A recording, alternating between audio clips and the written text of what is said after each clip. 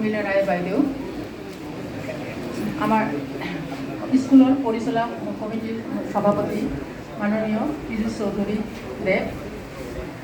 আমাৰ প্ৰাক্তন অধ্যক্ষ মাননীয় চন্দলা বসুমতাৰী ছাৰ আৰু প্ৰাক্তন অধ্যক্ষ আমাৰ প্ৰবীৰ সৰকাৰ ছাৰ, আমাৰ অৱসৰপ্ৰাপ্ত শিক্ষাগুৰু মেধি ছাৰ, আজিৰ সভাৰ মূল আকৰ্ষণ আজি সভাখনৰ নীতি আমাৰ মাননীয় সদ্য অৱসৰপ্ৰাপ্ত আমাৰ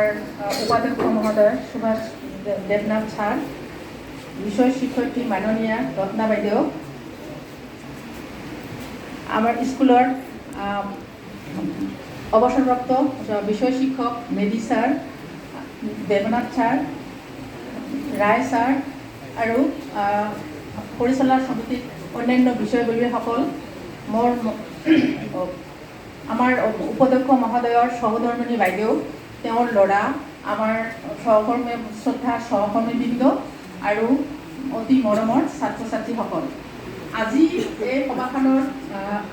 মানে পাতাৰ উদ্দেশ্য হৈছে আমাৰ আজি পৰম্পৰাগতভাৱে আমি আহিলেতো যাবই লাগিব, যিটো মানে নিয়ম, সেইটো হিচাপে আমাৰ উপাধ্যক্ষ মহোদয় আৰু ৰত্না বাইদেউ, বিষয় শিক্ষয়িত্ৰী ৰত্না বাইদেউৰ অৱসৰ তেওঁলোকে 1 ফেব্ৰুৱাৰী আৰু 1 মে তাৰিখে তেওঁলোকে অৱসৰ গ্ৰহণ কৰিছে। তেওঁলোকক